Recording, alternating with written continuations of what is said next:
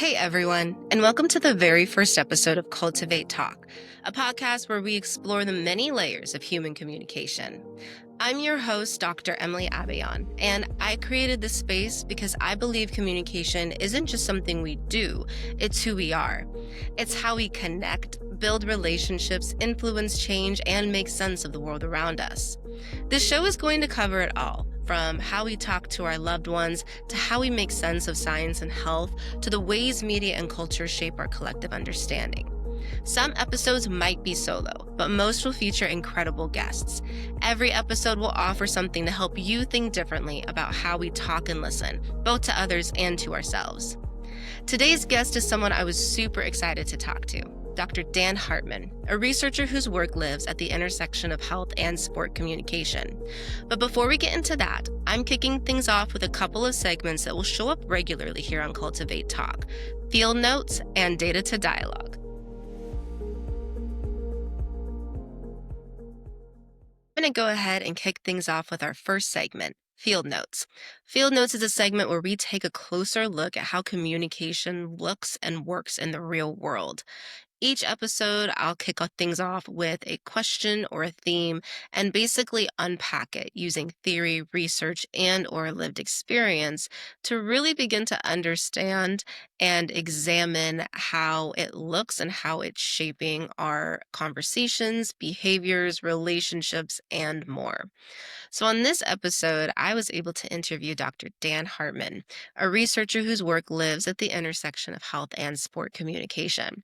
Dr. Hartman is particularly interested in the conversations taking place between parents and coaches about concussions, or the conversations not taking place about concussions. And this brings up a really interesting topic. Is the overall concussion messaging that exists today and in the world of sports. So I wanted to take a few minutes to kind of unpack this a bit to set the foundation for the interview coming up later in the episode. So when we think about concussions, we are likely to think about contact sports, specifically football. However, it takes a quick Google search to find the concussion protocol for every major league, including the NBA, MLB, NHL, and so on.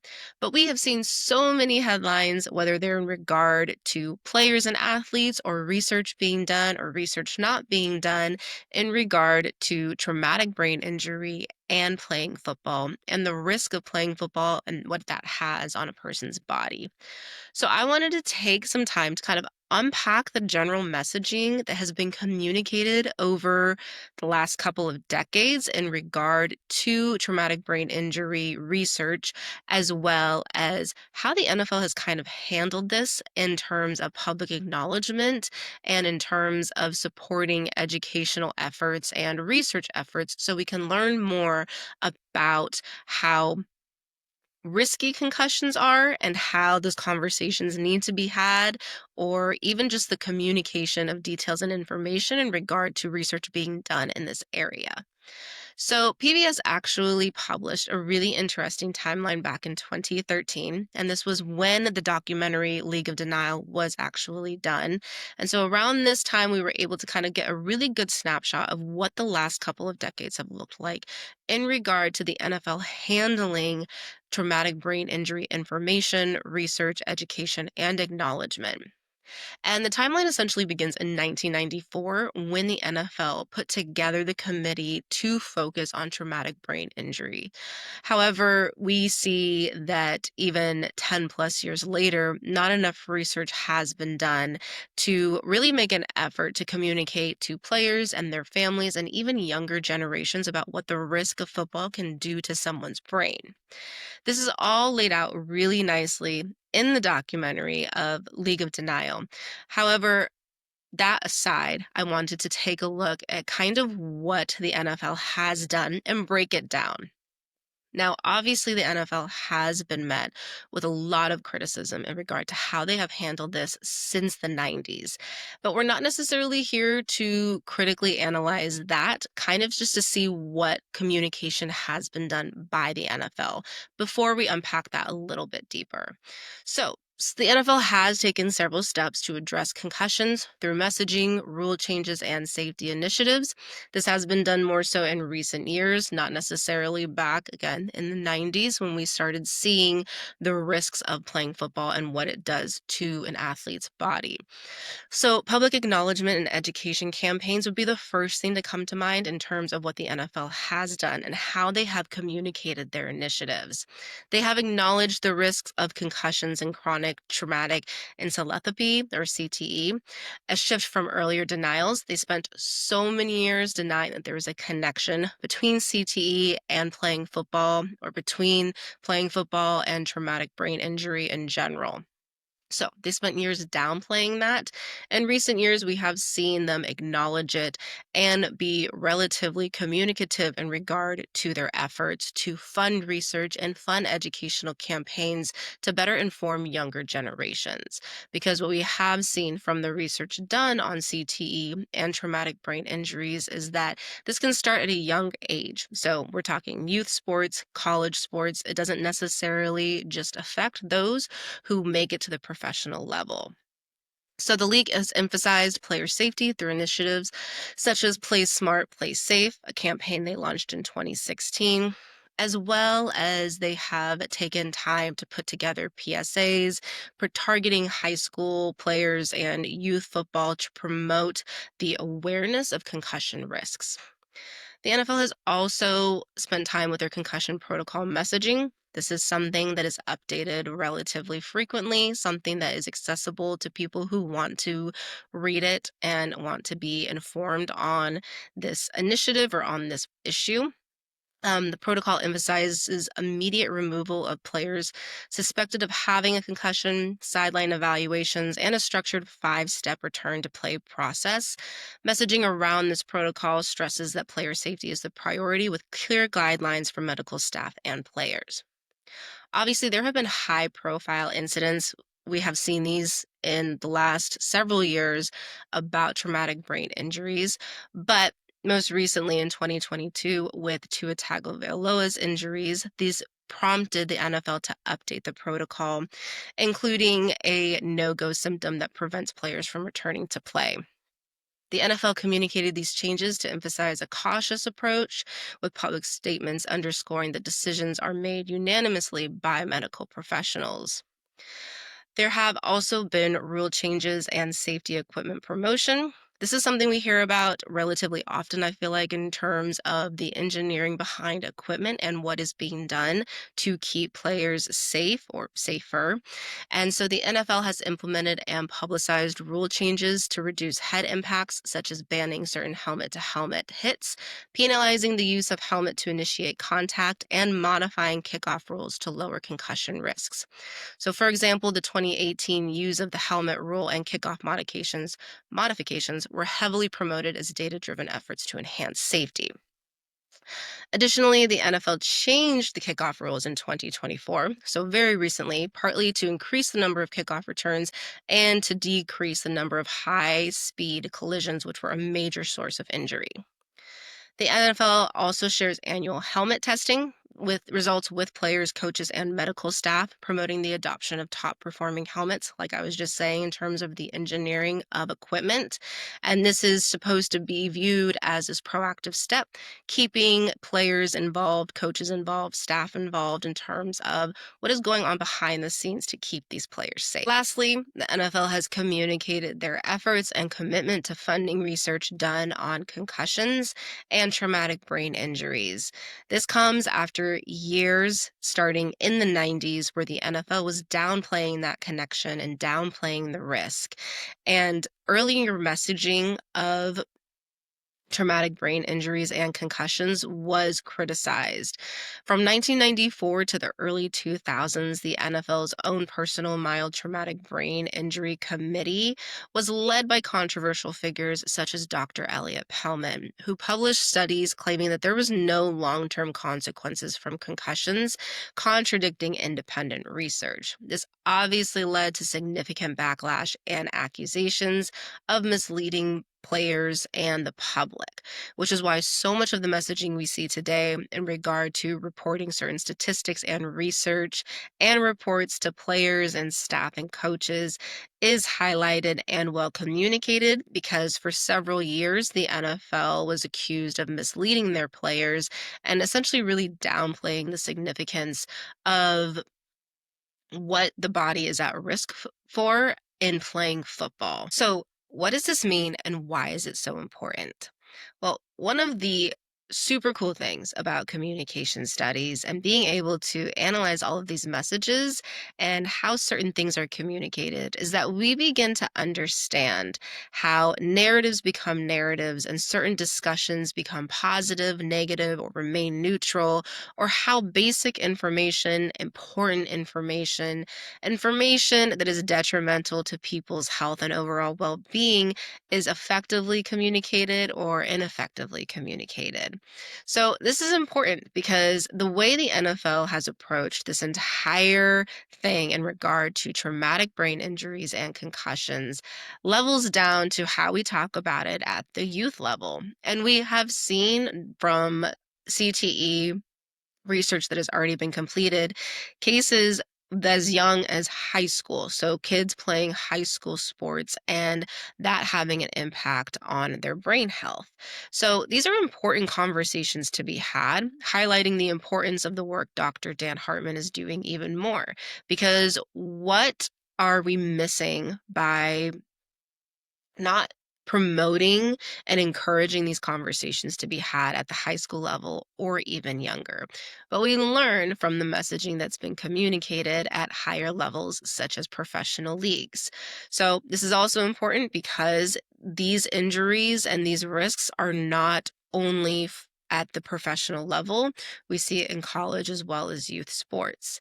So it's important to kind of understand how this messaging and the communication of this messaging has been handled, and it helps us understand why maybe some coaches and parents don't have the conversations they should be having about concussions because they haven't been given enough information, or perhaps they simply don't know how detrimental it is or how important it is to report concussions and how important it is for the health of the athlete himself. And perhaps, there are cultural things in regard to the world of sports that prevent these conversations from being had, such as what it means to be a tough athlete, what it means to be a team player, what it means to even be a football player in general, let alone an athlete of another sport. So there's so many different layers to unpack in terms of why are these conversations not being had still, and why are we missing such important information being readily available and readily communicated to parents of young kids, all the way up to parents and family members of professional athletes. To unpack this more, we're going to transition to the second segment of this episode, which is data to dialogue. Data to dialogue is where we take research, data, or public messaging and explore what it actually means in real conversations. In some episodes, this might be done through a mailbag question. But for today's episode, we're going to unpack the question of why are conversations about concussions still so hard to have, even when we have all of this research and media coverage.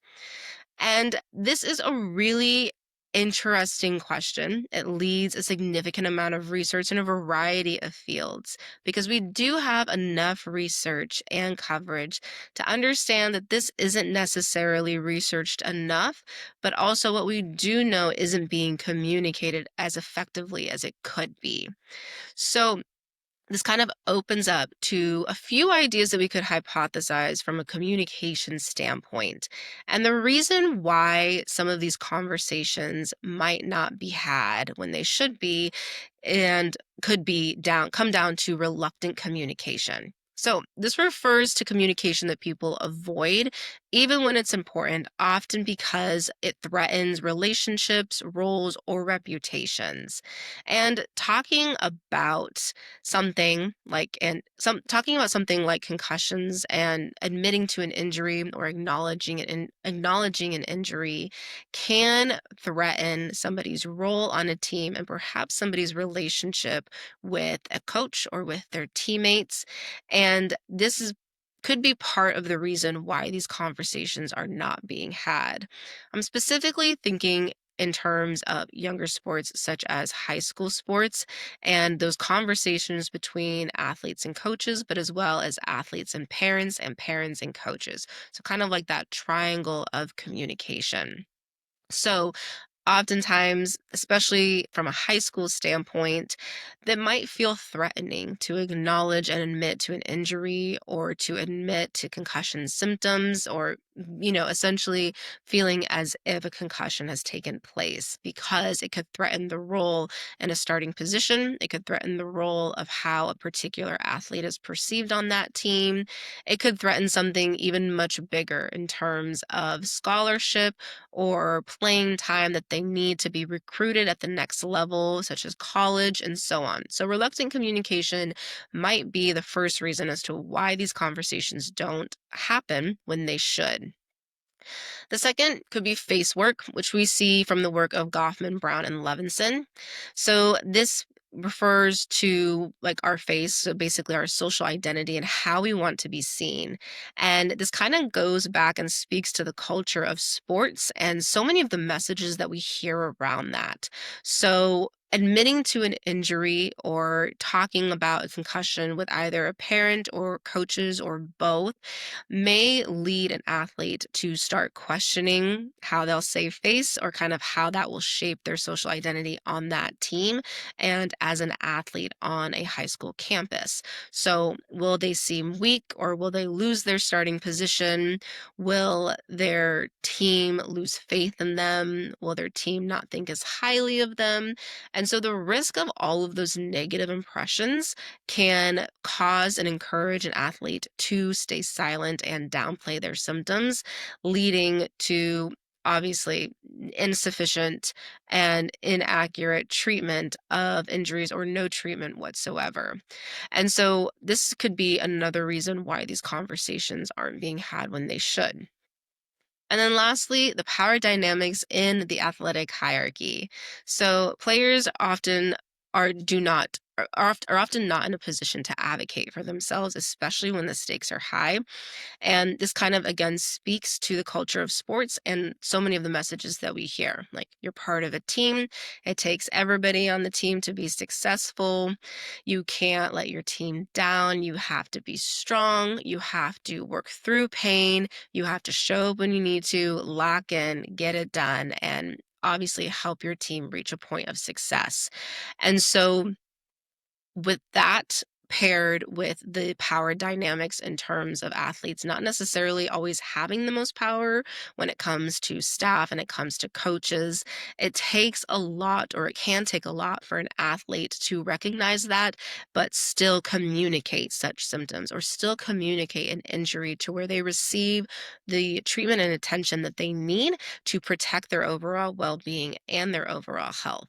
But those messages that we so often see with the culture of sports, as well as the power dynamics of a team and athletes just simply not always being encouraged to advocate for themselves, is could be another reason why these conversations about concussions are not had when they should be had to both parents and athletes to coaches. That brings us to today's guest conversation with Dr. Dan Hartman, a researcher and professor whose work focuses on how coaches, athletes, and parents talk about concussions, especially in youth sports. He explores how communication shapes decisions around safety, risk, and return to play protocols. In this conversation, we dig into the challenges of having honest, high stake conversations in sports settings, the language we use to talk about head injuries, and what it means to shift a culture from silence to safety. Let's get into it.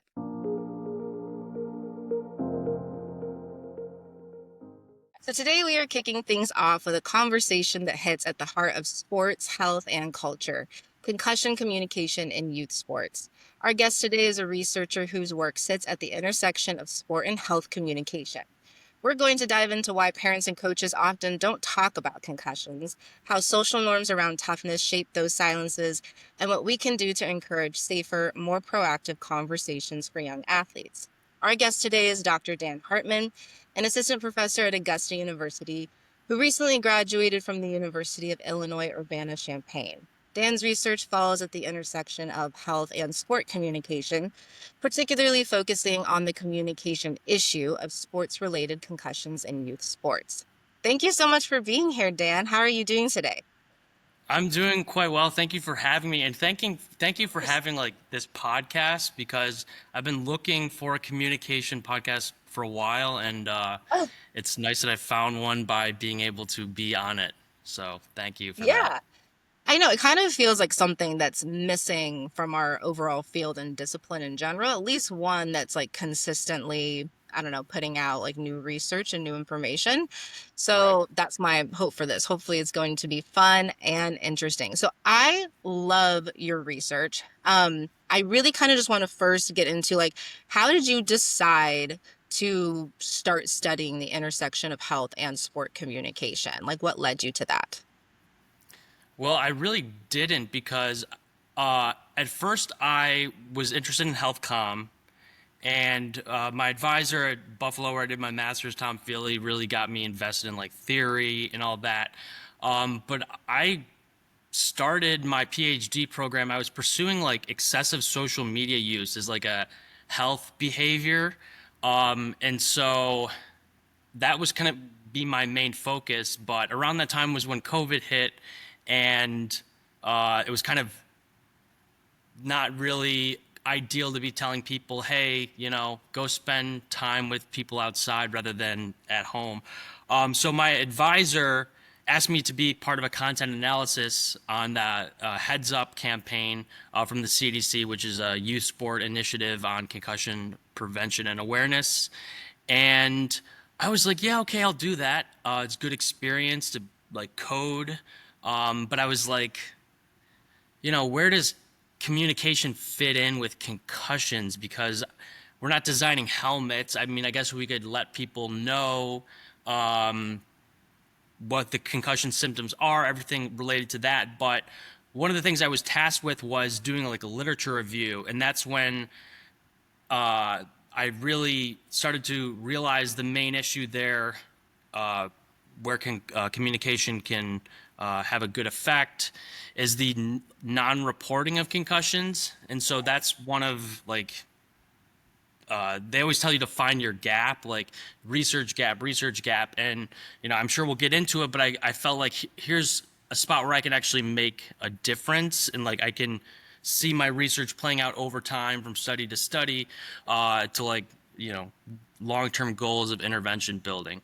But I also love sports. I've never had a concussion. People always ask me that, but knock on wood. But I really like the sport communication field. I didn't know that that was as big as it is until I was a couple years in. So yeah, that's pretty much how I landed there. Fun. Yeah, my follow-up question was going to be if you're into sports and if a particular, story or a headline or perhaps a personal experience kind of drew you to this. But that research gap is absolutely, what's necessary in our Right. field. And I think it's really cool that you're able to find that. So for people less familiar with the topic, what does concussion communication actually look like in a youth sports setting? I think it's really interesting, or it's really interesting and easy to see the headlines and articles in like the professional setting in terms of concussions and how they're reported, and once a professional athlete has more than one concussion, kind of the general narrative around that. But what does that look like in particular with youth sports? Well, I mean, there's the answer of what it actually looks like in terms of like what players, coaches, and parents are actually saying about Mhm. concussions, Right. and like what they should be doing. And so, what I think happens, and there's not like a whole lot of like raw data on how athletes, specifically youth athletes, communicate with concussions. That's kind of one of my future study ideas. But I have a inclination, it's more of a reactive conversation because, like, everyone by now knows concussions are bad. They don't want them to happen. If you're a parent, you don't want your child to have a concussion. But they talk about concussions, I think, the way you and I would talk about like a car accident. Like, gee, hope that wouldn't happen to either of us. That would be a bad thing. So there's not really that proactive communication about knowing the symptoms. I think there's a lot of data to show that at least collegiate athletes now have more knowledge about concussions than they did maybe 10 years ago. But when it comes to like directly parents directly talking to their children, like, hey, you should report this if to a coach if you experience these symptoms, and you're not going to upset anybody, you're not going to upset your teammates, it's something that you have to do for your long-term health. I don't really think that that is happening yet, and that's kind of like my goal, to like encourage proactive communication about concussions, not just these are the symptoms, concussions are bad. That's a great first step, but we also need to go into like, why athletes would feel that they don't need to report a concussion, and like where some of these ideas come from. Yeah, and that's super fascinating, right? Because it's that window of like athletes not thinking they need to report that information for whatever repercussion that they have heard about, or that they, kind of think about or overthink about in their own minds in regard to that team dynamic that's usually pretty pushed in youth sports. So that is a fascinating dynamic. Kind of piggybacking off of that, you've mentioned, especially when we have talked previously about your work, the issue isn't always a lack of knowledge, it's more about the social dynamics. And I know that kind of goes hand in hand with what you were just mentioning, but could you expand more on those social dynamics and how it implicates these types of conversations? Well, I think it makes a lot of sense because it was around 15 years ago that we started seeing like the kind of the social aspects, social science studies related to concussion reporting, non-reporting, usually collegiate level. But I think it would be normal to say like, oh, the reason why athletes don't report concussions is because they don't know that they have them. That seems to be like the first like place somebody would go. But when you get into that qualitative literature, the focus groups, just overall, like the consensus is that, yeah, there are cases where athletes, oh, I didn't realize I had a concussion, so I didn't report it. That does happen, and I'm sure it still does. So we do need to address that. We do need to improve concussion knowledge for athletes, for parents, to coaches.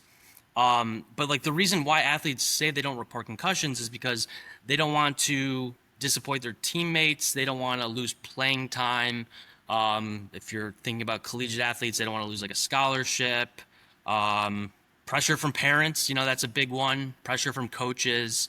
And I think like that is kind of the way athletes might see it. But then again, that speaks to like this societal, cultural norm surrounding sports of toughness and resilience, and like, you win or you lose, and like that's the most important thing in the world. And if you're, injured, you're weak, or you're letting your team down. And so knowledge is important, but I do get frustrated when in 2025, like I see these big studies look at athletes and their primary dependent variable in that study is like, well, look, we raised concussion knowledge.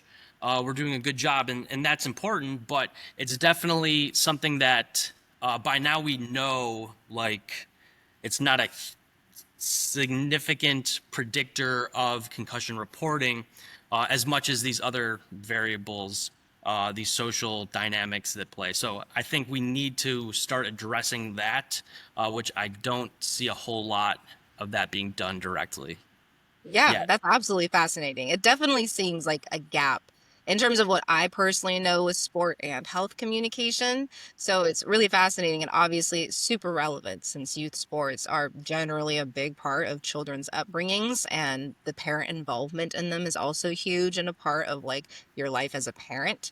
So obviously a gap of knowledge and research in our field.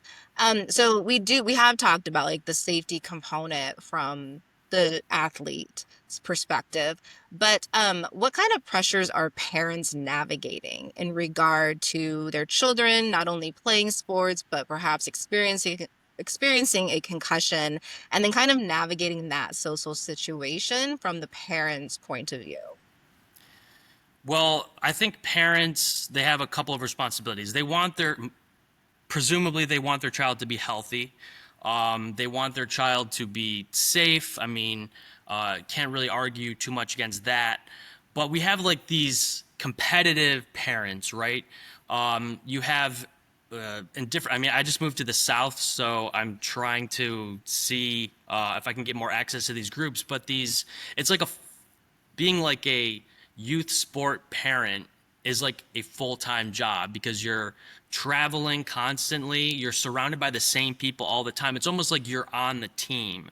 And so when your child does well, maybe you can feel kind of good about yourself, where if your child isn't doing well on the team, you might have that pressure. That might be like, something that parents perceive as very important, right? And like when you're all nested together in these kind of bubbles, it might feel that way. And so parents might also kind of be like, hey, I pay all this money to put my kid in sports. If my child gets a concussion, that's on the coach for what they should tell my child to do. And so there is the competitive aspect of it, like parents wanting their child to succeed or like get a scholarship and that type of thing. And then there's also like the being a parent, being responsible, how much responsibility am I supposed to have? And I think like a big problem is that parents don't know how to have this conversation. And we'll kind of get into that later about like, yeah, it's important for parents to talk to their children about concussions, about some of the things that I brought up so far. But like, how do we go about doing that is like the next challenge. Yeah, absolutely. And in your work, or perhaps you have like hypothesized to this, are there notable differences in terms of how moms and dads talk to their kids about injury, or whether they even do? Well, in terms of like the topics discussed, I haven't looked at that directly in terms of like what, other than like reporting symptoms and like identifying those symptoms. I haven't seen a whole lot of sex differences for parents or athletes yet. Now, I had an inclination that dads were going to be the competitive ones and they were going to be less likely to do it. I haven't seen that in my data yet. It's possible. One of the things that I want to do in like maybe the next study or so is like there's a lot of scales about competitiveness. Like, I want to win. I want to do well. I hate losing. But there's not like I think I've stumbled across like one or two recent ones. Like, I want my child to win. I feel bad if my child loses. And I tried to get that a little bit on my dissertation. The only real sex difference between parents is that, well, both fathers and mothers are slightly less likely to talk to their children about concussions if they have a daughter as opposed to a son. It's not super, it, not like super significant, but it was there in both of the data collections that I did. And so I do think that when it comes to female athletes, we have this perception that they're less vulnerable to a concussion because it's more of a male thing, like a football masculinity type thing, but that's definitely not the truth. Right. And there's probably a lot to unpack there, given that a lot of sports that girls participate in have enough contact at least to sustain a concussion. So that's like a really interesting gap of research as well. Right. And I always make the joke concussions are for everyone. Yeah. Just because people will always ask me like, well, this sport, does this have a higher rate of concussions than that sport? And it's like, I'm not going to like lie and tell someone that bowling is, just as dangerous as playing tackle football. But it's interesting, like, see if you can guess this. There was a study recently of high school athletes about like, concussion rates. And among non-contact sports, which sport do you think had the highest concussion rate? I wish I could find this study. I'll try to find it for you, but I couldn't Oh, find it before. interesting. Yeah, God, take a guess. was it something like track or tennis? It wasn't track and it wasn't tennis. It was swimming. Oh, And because, I guess if you hit that concrete wall head first, I mean, that's going to um, that's going to probably guarantee somebody a yeah, concussion if you're going full speed. But that's again, wild. any sport can have concussions for the most part, and so we don't want to like just highlight one sport or contact sport as the only possibility because we need everybody aware about these problems. Yeah, it's so true. And it's interesting that, I mean, probably people in general, parents perhaps as well, but when you think about those non-contact sports or the sports that aren't your traditional concussion causing sports, we probably don't really talk about the injury as much in terms of like our neurological health. And so it's super fascinating. Like in high school, I was a sports trainer. So I was constantly like engaging in those conversations about concussions, but really only for football. And I was a sports trainer for basketball and lacrosse as well. And I feel like we really had those conversations in regard to concussions and young athletes with those two sports compared to football. So obviously football kind of gets that like crown prize. It gets that gold medal of being the one talked about the most, even on a national scale. But yeah, those conversations about how swimming can even cause it, I think those are also important to have overall. Yes, absolutely. Yeah. So I love that your dissertation used visual narratives like comics. I love when people do stuff like this with any research project in general, but especially when you're doing with the dissertation, it's super fun. So what did you learn from that project about the power of storytelling in health communication? Well, the first thing I learned was that I'm very lucky that my sister is an artist. And so, I've incorporated things like that for a while, to Yeah. varying degrees. But the comic itself, which I can send you if you want to take a look Yeah, at it. that would be great. There was a couple. Geez, my dissertation. I think we did 5 total comics, and the one of the things that I struggled with, I did the first like data collection about the same topic, parent-child communication for concussions, and I had like a message. It was like you should talk to your children about concussions. You should talk to your children about concussions, and it was kind of like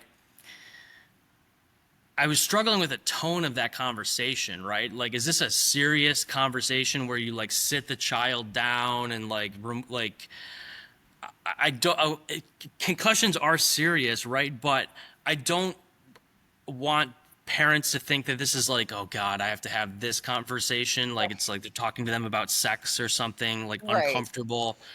So if we can kind of like remove that awkwardness from the conversation, maybe that will help more parents do it. And so that was kind of the main goal for that, other than to like test message conditions and stuff, because I think narratives are great. I think that the ones, just to summarize my dissertation, the comic, it was about a parent who talks to their child about concussions and, goes through why they should report them and like don't be ashamed if you have one. And then later on, the child is playing a sport and gets injured and reports the concussion as a result. And then in like the negative efficacy condition, the parent is like meaning to have the conversation, but they don't because they perceive it as awkward. They like change the subject. And then the child doesn't report the concussion when they get injured. And so I did find that those who saw the positive efficacy condition were more likely to have that report intentions for that conversation.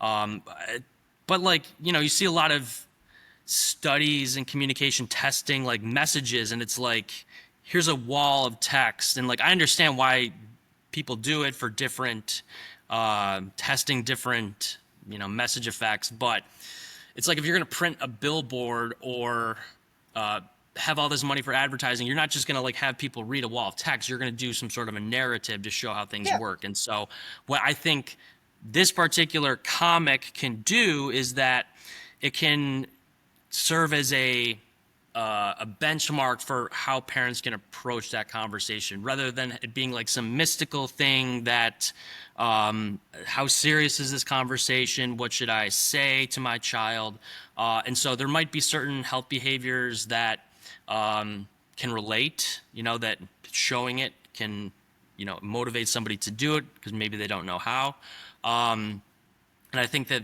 parent-child concussion communication is definitely one of those. Yeah, that's fascinating. I love it. So, kind of shifting gears a little bit, the toughness culture runs deep in sports, as we have talked about briefly. How do we start changing that without alienating people who feel like pushing through is part of the game? And this doesn't necessarily have to be based on anything you found in your work, but if that's the case, that's great. Perhaps just your own opinion and what you have learned about the field.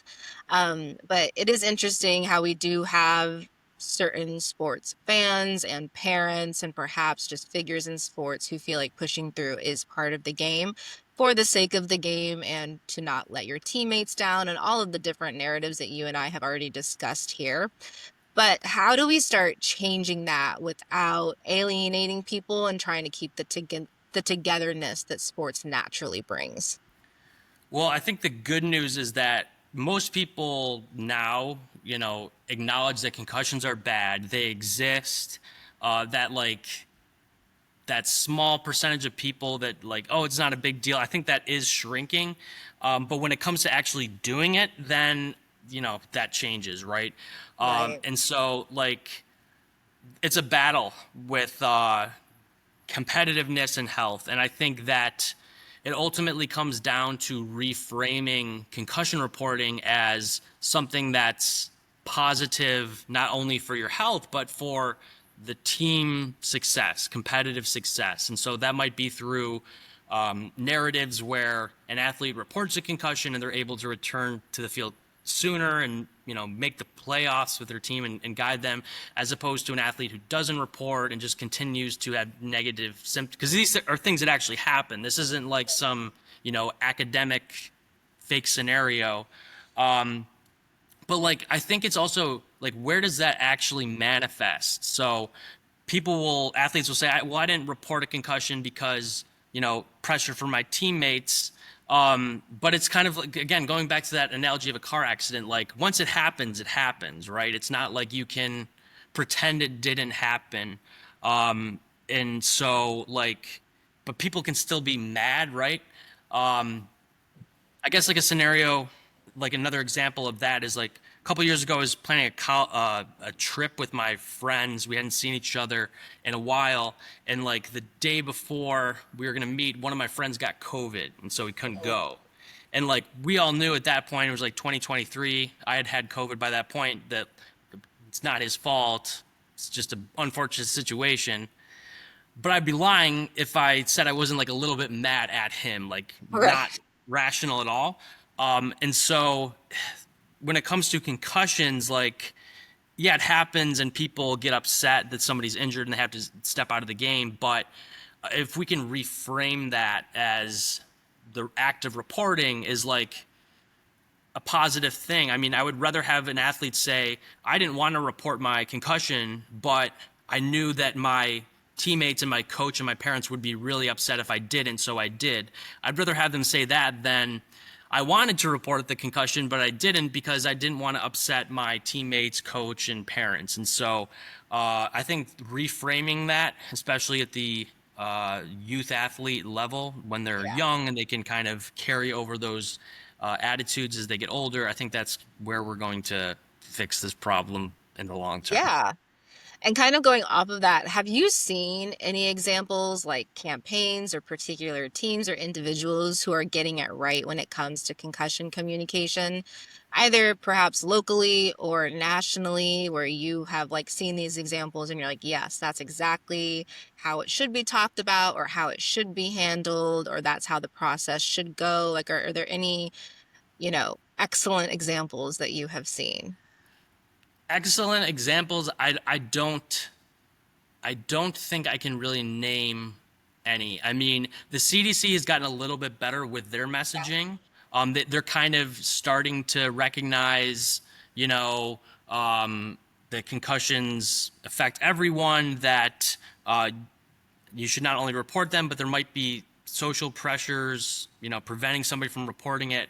I don't want to give the NFL credit because they've, done more harm to this topic than anybody else. But a couple of years ago, they had uh, like a section called I forgot what it was called, but they were highlighting safe tackling. Like they found an athlete and they highlighted how they made these safer tackles. They weren't leading with their head. I don't know if they still do that, but I think in terms of having an impact, like there's a lot of people watching those games. I think that that's a good start. It's not necessarily related to what I do, but it at least is Yeah. showing hey, this player who you might recognize, they're a good player, but they're also playing in the safest way possible. I mean, it's not necessarily linked to reporting, but it is kind of like the start of some of the conversations and some of the messages we should be seeing. Yeah, absolutely. And it kind of starts there, right? Like starts with those messages that, get regurgitated or get reprocessed to where people kind of form their own opinions and narratives. And before we know it, it is more of a common process Yeah. for kids and even professional athletes. So I know that you and I talked about this briefly before, but you mentioned shifting into topics like sports gambling. How do you see social norms playing a similar role here? And you can elaborate exactly what part of sports gambling intrigues you from a research standpoint, but I would love to kind of unpack that a little bit more because I think it's super relevant in this day and age of sports. Well, I would say that I haven't dove into the sports gambling literature as much. It's starting to see it. But I'm 31 years old, and from the time where I started seeing messages, interpreting social norms about things like alcohol, smoking cigarettes, even bullying, in my lifetime, I've seen everything go into a more positive Mm, direction, right? Where it's not no, people aren't saying don't drink alcohol at all, but the norms celebrating it have changed, smoking cigarettes as well. Whereas with sports gambling, I think we've gone in the opposite direction. It used to be you couldn't mention it at all really on TV, especially on ESPN. But now it's you see the spreads going across the bottom of the yeah. screen, and where the social norms play in. I mean, not to throw them under the bus, but I think the 18 to 34 demographic of men, I think they're the ones taking advantage of it the most right now. Because I hear people talking, I made this much on a parlay yesterday. You hear a lot of people talking about when they win, but you don't hear a whole lot of people talking about when they lose. And so, I'm so knowledgeable about sports. I've won this much money. It's kind of like a bragging thing amongst people, and so just because we're seeing messages on TV sponsored by DraftKings, it's kind of Yeah. it's okay now. I mean they did the same thing with alcohol for the Super Bowl, but it's just becoming more normalized, and it's becoming so normalized very fast that it's not going to just blow up on day one or even in year one, but I think we're going to see more younger people having issues with gambling as a result of I can, bet on this play if they're going to throw an incomplete pass. It's it's not even just I'm going to bet that this team wins over this team. It's you can bet on just about everything now, like what color shoes somebody's going to wear. And so I just think that this is going too quick. And I think that there's so much money behind it that it's going to be hard to take down. So I'm just kind of interested right now in doing that formative research, maybe in the next year or two, because I think a lot of the concussion sport culture is kind of similar to the gambling in a way, and that it's not about injury, but it's about knowing sports and being lucky and being knowledgeable. And so I imagine that there'll be some overlaps there. Absolutely. And it seems like they both fall under that umbrella of conversations that sports fans in general just have with each other. And Yeah. I know this isn't, I mean, I like to say this isn't relevant with youth sports, but I don't hang around those parents. But from a professional standpoint and even a collegiate standpoint, like the conversations that fans have in regard to a key player on their team getting injured and then a key player, dropping that pass and kind of ruining their parlay. And all those conversations kind of fall under this umbrella in terms of how sports fans kind of bond with each other and communicate with each other. And so I absolutely see how they are intertwined and interconnected and kind of fall under just sports culture in general and super relevant, obviously, to your research and everything that you have been saying because, yeah, gambling is like approved in a way now and it's pushed and there is so much money behind it, and I think it's really easy for people to get drawn in to either feel like they're not missing out or to be able to partake in those conversations with their friends and fellow fans, and before we know it can like really speed up and turn into something much bigger than maybe we originally anticipated, especially from like a communicative standpoint. So Yeah, yeah. and so we'll see. I mean, again, I don't see a whole lot of pushback on it um, Right. yet, but I imagine that's coming. I think that people are going to realize that it's an issue, but it'll take a while. It'll take a while, until we get to a point where it's under control, I guess. Exactly. So, if you could design a perfect intervention or campaign around concussion communication, what would it look like? And you can be even unrealistic. I always tell my students this. I'm like, go into like your make-believe world where you don't have as many limitations, perhaps, and you maybe have a bigger budget than you otherwise would. But what would this look like in terms of like really getting it down from a communication standpoint, but also really being efficient and effective and truly making a difference in the way that you want your research to make a difference in? Well, I think I would have different interventions for parents, different interventions for coaches and athletes. I think one of the main things is to stress proactive communication about it, about what the symptoms look like, the importance of immediately reporting to a coach, and why that's important. What happens if you don't report? We also need to get into why athletes feel they don't need to report a concussion. I don't see like a whole lot of like messaging that educates like parents or even other athletes, coaches on why somebody gets a concussion, they don't want to report it. And long term, I think getting into those like the dynamics, the competitive versus health debacle. I reframe, like I said, reframing concussion reporting as like a positive thing for the team, I think is where I'll ultimately have the most success Yeah. with that.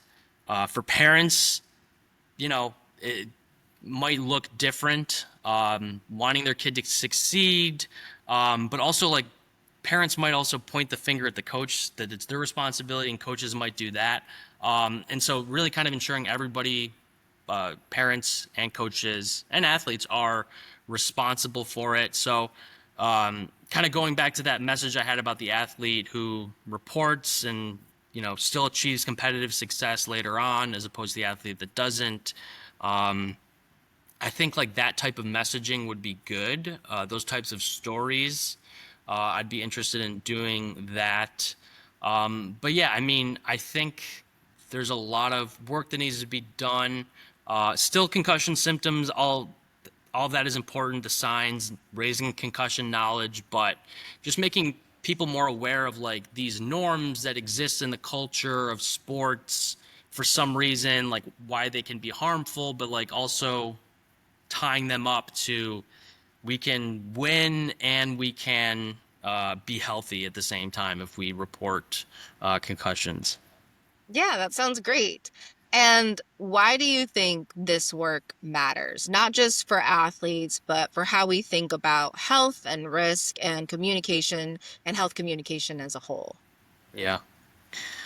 Well, I think that I know and that concussions are bad and that people should report them. And I think sometimes with maybe more controversial solutions to problems, on the scholarly or the messenger side of things, people say, you should do this, you should do this, you should do this. And somebody says, no, we're not going to do that. And then it's like, well, you're stupid then. This is something that you should do and you should do it. Where I think that I could go wrong is if I'm too aggressive with concussion, pushing reporting over competitive success. I mean, I think if I was I did a paper and one of our messages was supposed to spark reactance. It said winning, health comes first, winning comes second. And you can imagine that people would not like to hear that, especially if you have a head coach whose job may depend on winning. But again, you can apply that to other areas of communication, right? And so it kind of comes down to the social dynamics mattering rather than just the solution itself. Yes, they should report concussions, but we don't want to close our eyes and just say well, they should be reporting concussions because here's why they're bad. Because I think that other behaviors, people might kind of apply that similar framework, and when nobody changes their behavior, it's well, we're not getting anything done by saying this is what you should do. And so I think that this might carry over to sports gambling for me, but I think that this promoting communication about things for parents, any sort of parent-child communication or coach-athlete communication. I think that there's other issues perhaps that can fill in that context, maybe related to mental health. That's a popular topic in sport communication now. And so, these solutions, they don't apply to everything, every scenario, but I would imagine that there are other behaviors out there where it can be just as effective. That's awesome. That's great. One last, excuse me, one last kind of fun question, nothing academic related, but what's your favorite sport and who is your team?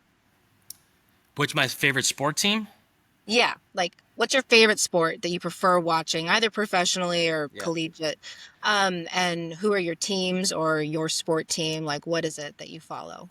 Yeah, I'm big in the NFL. I'm a Okay. Las Vegas Raiders fan, and just kind of a random team to pick. Because I'm from upstate New York, everybody's a Bills fan. I kind of wanted Yeah. to be different, and but Raiders, they're up and down. But I'm always somebody who roots for the underdog. I used to play football. I wasn't very good. Our team wasn't very good. And I played baseball and volleyball as well. And so I love all sports. Yeah. I love watching all different sports, and I think it's has a lot of positive impacts, learning lessons for everyone. It's not just a game, and I feel like people understand that, and that's kind of why I feel so connected to the sport communication community as well. I love it. That's awesome. Well, hopefully you have fun this NFL season. Hopefully your team has a Yeah. good season. Lots of exciting stuff there to look out for. But thank you so much for joining me today. I really do appreciate it. Your research is so fascinating and super relevant in this day and age. And I'm excited to see where it leads you and kind of what we're able to figure out and how you're able to fill that gap in communication. Thank you so much, Emily. Thank you for having me. Thank you for doing this podcast. I look forward to all the other guests you have on. I'll definitely be on the lookout for it. Thank you so much, Dan. See you later.